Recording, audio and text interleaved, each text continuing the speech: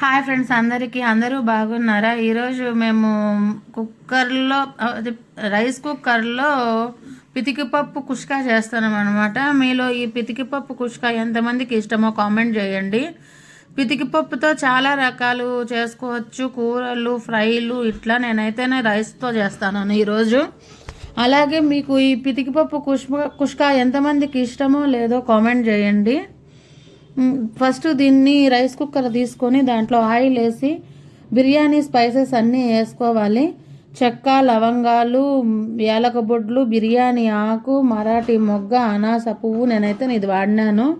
First అవన్నీ ఆయిల్లో వేసుకొని ఒకసారి ఫ్రై చేసుకొని 1 minute. తర్వాత ఆనియన్ వేసుకోవాలి.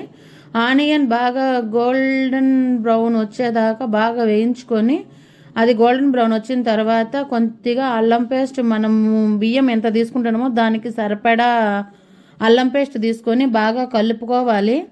అది కలుపుకునేటప్పుడు బాగా స్మెల్కి బాగా ఫ్లేవర్ బాగా వస్తుంది. అల్లం పేస్ట్ వాసన అయితేనా కొద్దిగా ఉప్పు వేసుకొని కలుపుకున్నట్లయితేనా బాగా స్మెల్ వస్తుంది.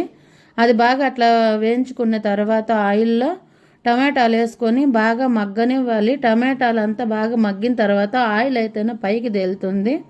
అలాగా బాగా పైకి తేలిన తర్వాత ఒకసారి బాగా వేయించుకొని తర్వాత కారము, ధనియాల పొడి, పసుపు మనకు టేస్ట్కు తగినంతగా వేసుకోవాలా. అలాగా వేసుకొని అది ఒకసారి కలుపుకున్న తర్వాత మనం ముందే రెడీ చేసుకున్న పితికిపప్పునైతే వేసుకోవాలా. నేనైతేనే 2 పావులు అన్నానికి అర్ధపావు వేసుకున్నాను పితికిపప్పు.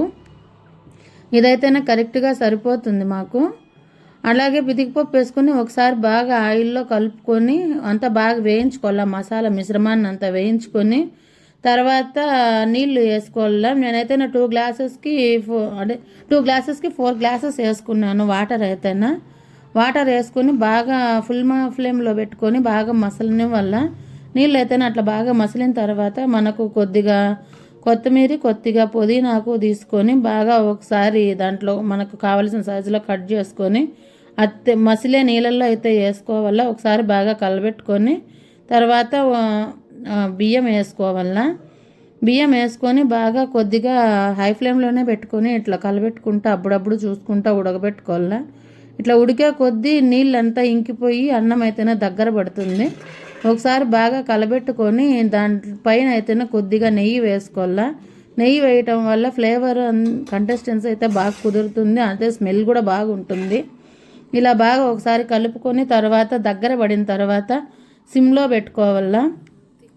సిమ్లో పెట్టుకొని కొద్దిగా ఆవిటిల్లిన తర్వాత మనకు తినడానికి ఇదైతేనే రెడీ అయినట్లు ఉంటుంది. అలాగే ఇట్లా ఆనియన్తో నంచుకొని తిన్నాము. రైతా అయితే లేదు, రైతాతో కూడా చాలా బాగుంటుంది ఇది. అలాగే మీకు ఇది నచ్చినట్లయితే like, share, subscribe our channel. Okay bye. అందరికీ ఎంతమందికి ఇష్టమో అలాగే కామెంట్ చేయండి. Okay bye.